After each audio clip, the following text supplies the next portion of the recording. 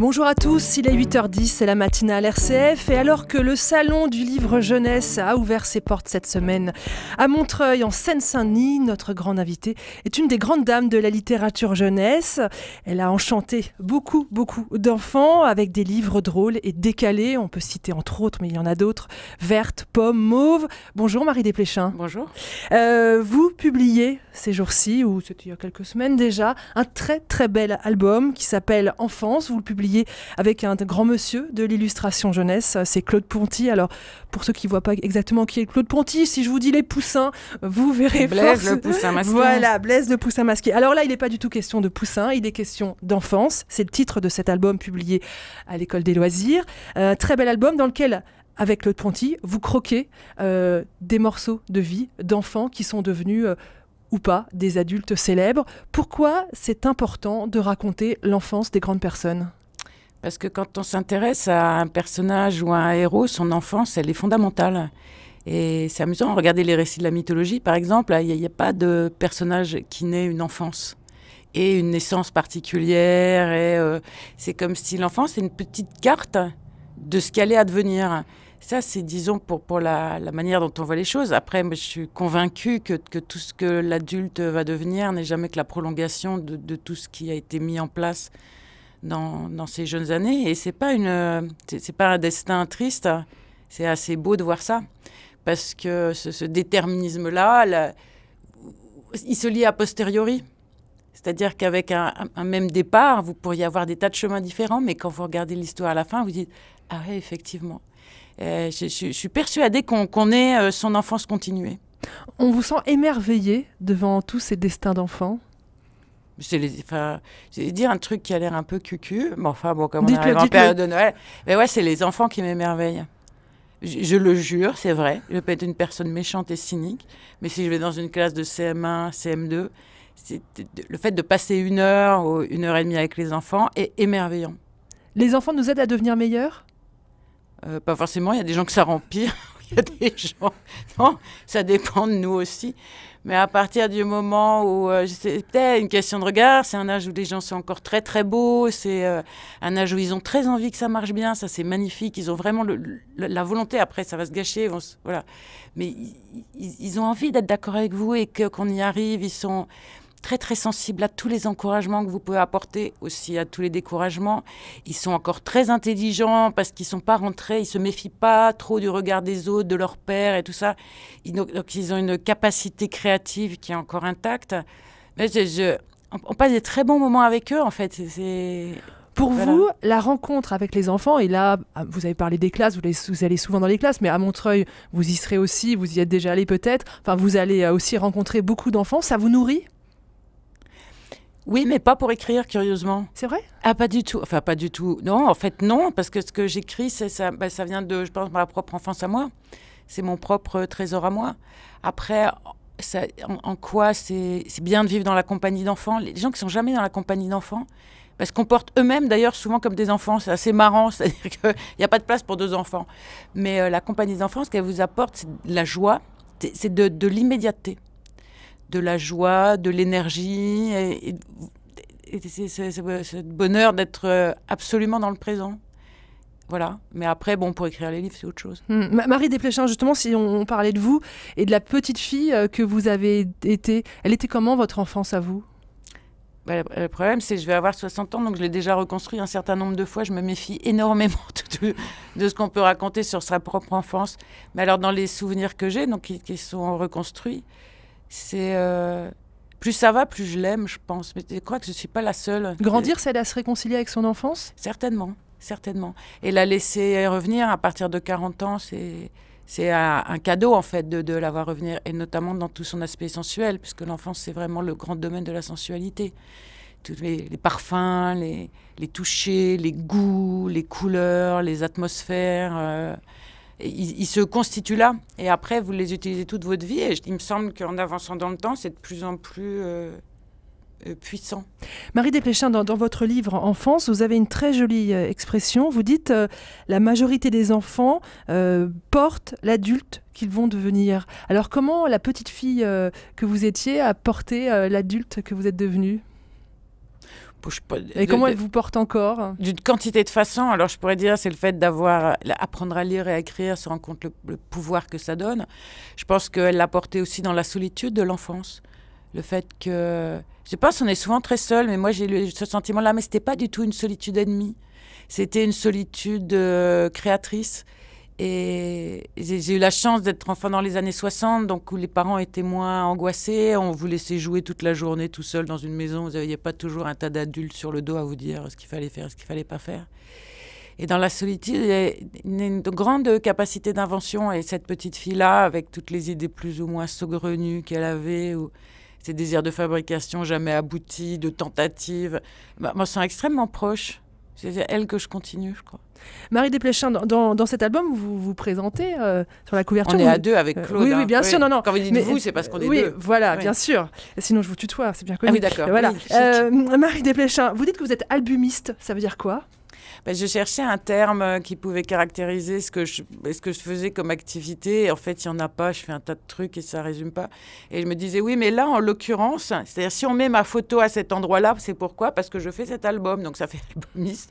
Et ce qui était bien, c'est que du coup, Claude, on pouvait le dire aussi. Parce que Claude, il est... qu'est-ce qu'il est? Il est artiste, il est auteur, il est illustrateur, il est écrivain. Et en fait, c'est pas pour ça c'est avec tout ça qu'on fait cet album. Donc voilà, albumiste. Alors, dans cet album, il y a le chiffre exact de combien de portraits d'enfants? 62. 62 portraits d'enfants. Comment vous les avez choisis? Mais je pense que c'est paradoxalement le succès de l'opération, n'importe comment. N'importe comment, c'est ça, il n'y a pas un fil, il n'y a pas... Vous avez non, je pense que ça se voit d'ailleurs, je pense que c'est très clair, que c'est n'importe quoi, c'est pas du tout n'importe quoi, mais c'est quand même n'importe quoi. Quand on a commencé, c'est un projet qui s'est étendu sur très longtemps, parce que Claude comme moi, on travaille pas mal. Donc c'était un petit peu, au départ, on s'est dit, c'est une proposition de Claude, on va faire. J'ai dit oui, chic. On a traîné 7 ans. Enfin, traîner, ça veut dire... il y a un gros travail documentaire. Une fois que vous y mettez, oui, il y a un gros travail documentaire. Et après, même, pour savoir comment le ton, pour l'écrire, il y a un tas de détails. Quand on écrit, on voit ce que ça représente comme travail. On va peut-être en citer quelques-uns. Je vous en propose quelques-uns. Comme ça, les auditeurs verront la diversité. Moi, je voudrais peut-être qu'on commence par... Il y a 2 bébés. Vous voyez lesquels c'est? Alors, il y a Rémus et Romulus. Alors, j'ai pas pensé à cela. Non, des vrais bébés. Il y a Jean Bonhomme. Ah oui, Jean Bonhomme. Et il y a Moïse. Ah oui, et à Moïse. Alors, Jean Bonhomme, c'est moi. Alors, quand je dis qu'on a choisi les gens n'importe comment, en fait, non, on les a choisis parce qu'ils nous ressemblent. En fait, on reconnaît une espèce de bazar ou de panthéon personnel, et de Claude et de moi. Alors, Moïse, c'est Claude qui voulait faire Moïse. Et parce que Claude, et je pense qu'il aime beaucoup la question des origines. Parce que dans les textes qu'il a fait, moi j'ai fait un dessin, lui a fait quelques textes. Et donc voilà, Moïse. Et Moïse, c'est très beau, c'est le regard, il regarde le ciel. Oui, et puis c'est très très beau l'image qu'il a faite sur ce fond de l'eau, c'est absolument magnifique, quoi, la corbeille. Alors Jean Bonhomme, parce qu'on ne connaît pas forcément Jean Bonhomme. Jean Bonhomme, c'est un personnage inventé qui résume tous les enfants qui sont nés, disons, je l'imagine au XVIIIe siècle, ça aurait pu être au XVIIe, c'est tous ces bébés langés, contenus soigneusement langés dans les milieux populaires, et d'ailleurs pas seulement, parce que les autres étaient en nourrice, et qu'on accrochait au mur pour que ni le chien ni le cochon ne mange l'enfant pendant que les parents travaillaient. Il y en a une autre qui est très très impressionnante, parce que je trouve qu'elle dit beaucoup de choses de la souffrance des enfants, c'est la comtesse de Ségur. Ouais. Sophie Rostopchine. Ouais. Et là, c'est monstrueux cette enfance. Alors là, on est dans un milieu ultra privilégié et en même temps énormément de maltraitance. Ouais, comme souvent, vous pouvez être très malheureux, enfin l'inverse est vrai aussi. Mais c'est une histoire qui me fascine et depuis longtemps, c'est un personnage extraordinaire et c'est cette enfance qui en même temps, je ne sais pas si elle l'a probablement pas vue comme malheureuse, elle. C'est parce que c'est un personnage extrêmement... C'était un génie, elle était d'une très très grande sensualité, mais avec une mère qui était demi-folle, dans une société très violente, c'est la Russie même noble. Elle est née en 1799. Donc, et sa mère était convertie au catholicisme avec une vision extrêmement sectaire, presque folle de la pratique de la religion. Elle se sentait isolée en milieu orthodoxe et elle avait des visions de l'enfer et du paradis. Enfin bon, bref, c'était une secte à elle toute seule. Et Sophie a été vraiment battue physiquement, affamée. Et tout ça, on le retrouve dans les malheurs de Sophie. Et quand moi j'ai entendu les espèces de discours un peu convenus sur la comtesse de Ségur, elle est sadique et tout ça, non, ce qu'elle raconte, c'est vrai. Ouais. Elle écrivait, elle disait elle-même à sa fille qui a écrit aussi pour la jeunesse, elle lui disait il faut écrire ce qu'on a vu. Et quand on comprend ça de la comtesse de Ségur, c'est vraiment très, très éclairant sur son œuvre. Quand on lit tous ces portraits d'enfants, il y a beaucoup de joie, mais moi je trouve qu'il y a aussi beaucoup de souffrance et on se dit que l'enfance, c'est une période difficile. Mais ça l'est, je pense. Alors, ça l'est. Alors, ce qu'il y a, c'est dans les temps, en fait. Nous, on choisit nos enfants, mais ça fait pas très longtemps et ils sont pas partout choyés sur la terre. On revient de loin. On revient où on arrive, parce que peut-être qu'ils n'ont jamais été choyés. Les enfants, d'abord, il y en avait un tas qui mouraient très très tôt. La vie était super dure et les parents n'étaient pas censés être gentils avec leurs enfants. C'était pas du tout le programme. Et d'ailleurs, quand ils étaient gentils, ils pouvaient, les enfants qui naissaient à Paris, je vous dis, dans un milieu qui avait les moyens, les envoyer en nourrice. Ils les voyaient pas, leurs enfants, en fait, les gens, quand ils en avaient les moyens. Ça n'a rien à voir avec maintenant. Et quant au milieu pauvre, ma foi, les enfants, ils travaillaient. Il n'y avait pas d'âge où en tout cas jusqu'à tard dans le 19e. Donc, cette idée que l'enfance doit être heureuse, c'est tellement neuf. Et quand on regarde dans le temps passé, ça nous saute aux yeux tout le temps. Et même quand ils sont dans des milieux, encore une fois, aimants, ces milieux aimants, pour nous, ça nous paraît dur. C'est ce temps de la pension, de l'éloignement. Et puis la dureté de la vie, les gens meurent jeunes, il y a des maladies terribles, vous ne choisissez pas ce que vous allez être ni ce que vous allez faire. Vous racontez aussi l'histoire de votre grand-mère, parce qu'il y a des enfants célèbres et des enfants inconnus, et puis il y a des enfants imaginaires, vous avez parlé de Jean Bonhomme, et puis des enfants bien réels. Et puis votre grand-mère, c'était important aussi. Je trouvais ça bien qu'elle soit là. J'étais très contente pour un tas de raisons de le faire. Et puis je me disais que ça nous parlait de l'époque. Ma grand-mère, elle est née en 1907 dans le nord de la France. À la guerre de 14, le nord a beaucoup souffert. Les gens sont morts de faim. Et donc les Hollandais, qui étaient un pays neutre, il y a des gens autour de la cour, enfin de la bourgeoisie, de la noblesse hollandaise, qui étaient venus des protestants d'ailleurs, qui avaient un lien avec la France, pour certains d'entre eux, ont décidé d'accueillir des petits-enfants de familles méritantes, des petites filles. Et donc, ma grand-mère, qui était une famille assez pauvre et méritante, est partie pour toute la durée de la guerre en Hollande, donc à la cour, avec 3 de ses sœurs, et où elle a été élevée par des... c'est incroyable comme histoire, comme une princesse, si vous voulez. Et le problème, c'est qu'ils étaient très contents en 18, elle est rentrée. Et là, elle avait son lit sous l'escalier, ils étaient 14 chez elle. Donc, c'était méritant. Mais elle n'a jamais regretté ni l'un ni l'autre et ça l'a marqué à vie. Et c'est une histoire qui participe vraiment de ce qu'elle est. Ça l'a évidemment fabriquée en bonne partie. Et j'aimais bien raconter ça parce qu'il y a plein de réfugiés aujourd'hui. Et ma grand-mère, c'était une petite fille réfugiée, une petite fille française réfugiée en Hollande, par des gens qui ont dit, écoutez, on peut les prendre, ces gamines, voilà, on va s'en occuper le temps que dure la guerre. Et c'est une leçon, quoi. Marie Desplechin, je voudrais qu'on évoque encore 2 figures. Oui. Une figure militante et puis peut-être d'abord une figure un peu plus surprenante, Bernadette Soubirous. Ouais, parce que quand je vous dis comment on a choisi les gens et que c'est notre bazar à Claude et à moi et qu'on nous reconnaît. Et ça, c'est vous, je crois, Bernadette Soubirous. Mais oui, quand j'étais chez ma grand-mère, il y avait un seul album, et c'était l'histoire de Bernadette Soubirous.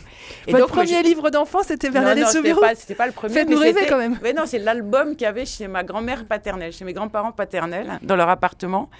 Et je lisais. Il y avait un mot génial, le gave de Pau. Après, c'est une histoire très marrante, l'histoire de Bernadette avec la dame qui apparaît et Bernadette quand elle mange de l'herbe. Enfin, puis qui fait. C'est une histoire. Ça vous a fasciné? C'est fascinant. C'est fascinant. Autre figure, et là, on est un peu moins surpris, c'est une figure de militante, c'est Marie Curie. Ah, c'est un génie, Marie Curie aussi. C'est un personnage. J'ai l'impression que tout le monde connaît la vie de Marie Curie, j'en suis pas sûre. Mais c'est très beau de le savoir, oui. Cette femme au double Nobel qui part pour pouvoir devenir médecin, qui s'arrange pour que sa sœur le devienne avant elle. Elle est stupéfiante. Mais ce qui était intéressant dans l'enfance, c'est le nombre de femmes qui sont des grandes scientifiques. Alors Marie Curie, elle arrive à se dégager à devenir Marie Curie, mais il y a Sophie Germain, qui est une très très grande mathématicienne. Il y en a beaucoup d'autres. Moi, je voudrais juste...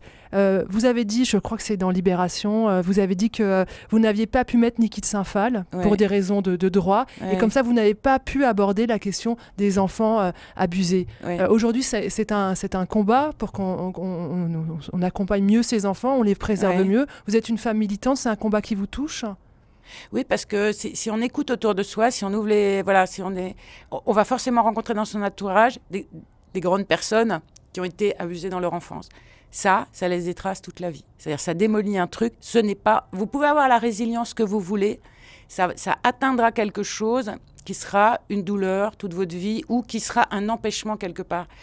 Et alors, militant, moi, c'est pas question de militance, mais je pense qu'il faut être à la fois très attentif, il faut écouter et oui, il faut choisir son camp. Il faut choisir son camp très nettement, oui. Merci beaucoup, Marie Desplechin, d'avoir été notre grande invitée ce matin. Je rappelle ce très, très beau livre, Enfance, avec Claude Ponty, et c'est publié à l'École des loisirs.